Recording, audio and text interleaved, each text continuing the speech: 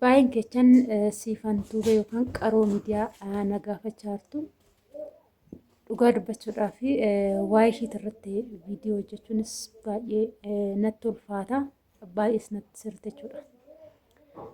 Sababiin isaa obboleettii keenya baay'een keessan ni beektu nama waggaa hedduu biyya ormaatti hojjetteedha. Shamarran keenya kaa miidhamni keenya inni guddaan gaafa galle kan nu mudatu hedduu keenya jira.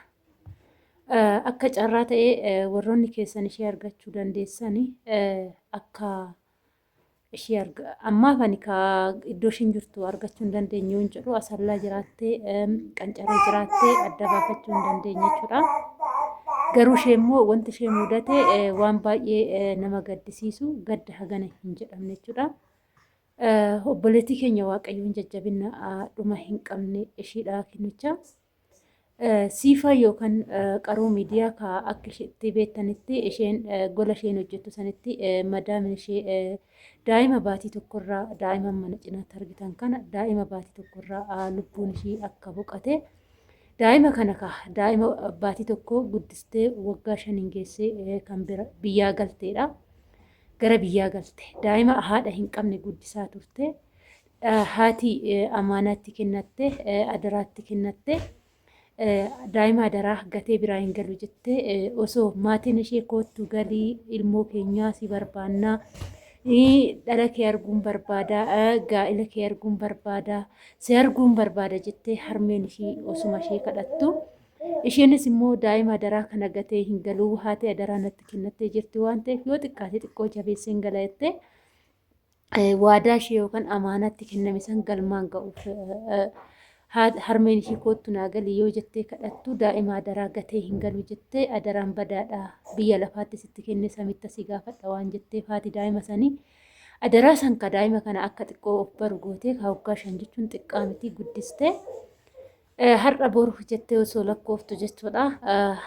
Akkuma beektan yeroo darbes akka kaadhimamtee irra yaasni godhamee fi gizee ishiin galtu san gaa'ila isheetiif immoo baatii tokko qofatu akka ishee hafe hundi keenya iyyuu ni beekna. Dhugaa dubbachuudhaaf anis cidha isheet irratti argamu baay'een qophaa'ee ture.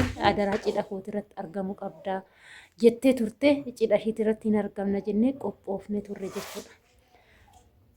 Garuu immoo gaafa isheen galtus immoo maatiin isheen bira turte sapiraayizii ajaa'ibaatti kan isaan raawwatanii fi waan baay'ee guddaa ta'e isheedhaa godhanii turanii.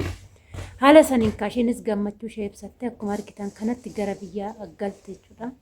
Garuu gaafa gara biyyaa galtu wanta nama kamuu hin mudata jedhamee yaannetu ishii mudate. Sababa shaniin gadda hamaa gadda guddaa keessa seente gara miidiyaa kanatti hin deebine erga galte torbee 3.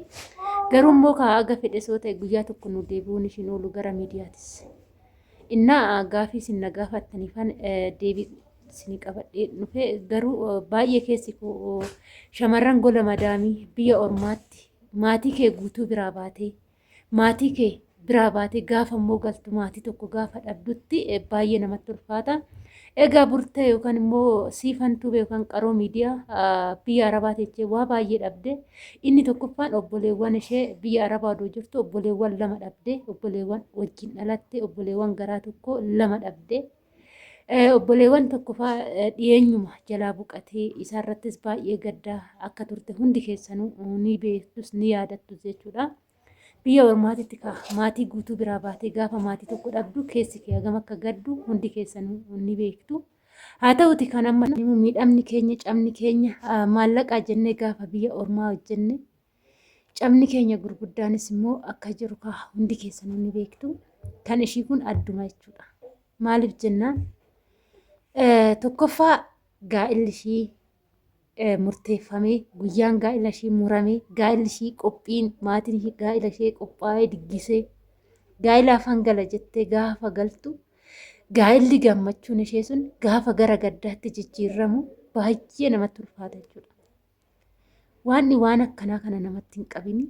Obboleettii keenya garuu waaqayyoon jajjabina dhuma hin qabne ishiidhaa kennu. Qaroo miidiyaa siifantuu chaanaalii 2 qabdi baay'een keessan ni beektu jechuudha. Kan ishii mudate gaafuma ishiin gara biyyaa galte yoo ishiin boolee geechuu kan duraan eegaa waan kan duraa wajjin armee kunan arga jettee kaate gaafa isheen biyya galtee gara biyyaa geessu dubbachuufis waan namatti ulfaatu jechuufis kan namatti ulfaatu daqiiqaa muraasaaf yookaan sa'aatii takka yookaan sa'aatii lama harmeen ishii waggaa dheeraa lubbuudhaan jiraachaa baate guyyaa gaafa isheen biyya galtu san obboleettiin keenya gaafa dhuftee boolee geessu harmeen ishee lubbuudhaan darbite jechuudha. Gaddi kun gadda shamarran baay'eeti. Garuu kan ishii kun immoo adda jechuudha.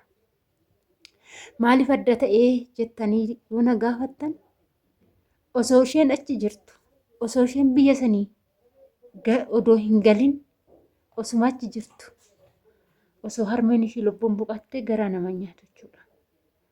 Haa ta'uti garuu gaafa isheen biyya sanii galtu gaafa isheen dhuftee boolee yoo geessu ishiin dhuftee boolee geesse jechuu fi lubbuun harmee ishee ba'e jechuun baay'ee ulfaata jechuudha. Ani gaafan dhaga'u lafti natti dhiphatte jechuudha. Ni galee kanaaf ka shamarran keenya baay'een wanni jechuu barbaade baay'een keenya hundi keenya madaa qabna. Madaa keenya sirriitti baasnee dubbachuu yoo baannes keessa keenyatti qabannee kan jiraannu baay'ee keenya jechuudha. Osuma biyya Arabaa keessa jiraannu maatii hedduu kan dhabdanis hedduu keessantu jira jechuudha. Shamarran takka maatii ofii biraa baatee maatii ishee guutuutti kan galte hin jirtu. Dhuguma sinin jedhanii hunduuyyuu hir'ateeti jechuudha. Keessattuu immoo kanaadhaaf abbaan ni ulfaata, kanaadhaas ni ulfaata jechuudha. Innaa kanaaf miidiyaa irraa baddee, kanaaf gara miidiyaatti hin deebinee, gammachuun ishee gara gaddaatti jalaa jijjiirramee, gammachuudhaaf hangalanaa naa gammadaa jettee viidiyoo adda addaa hojjechaa turte hundi keessanuu hin beektu jechuudha. Garuu immoo gara gaddaatti jalaa jijjiirrame jechuudha.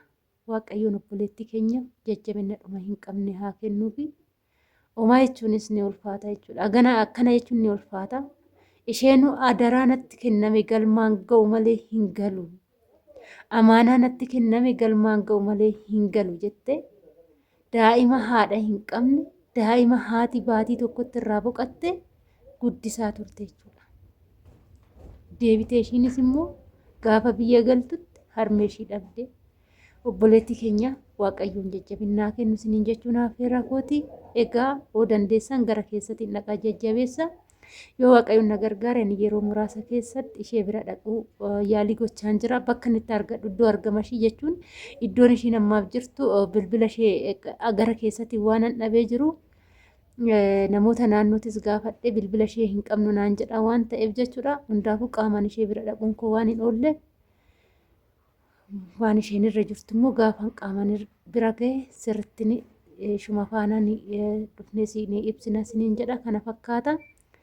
Gadda shamarran biyya Arabaati kuni isiniin jedha. Turtii gaarii isiniif haa ta'u.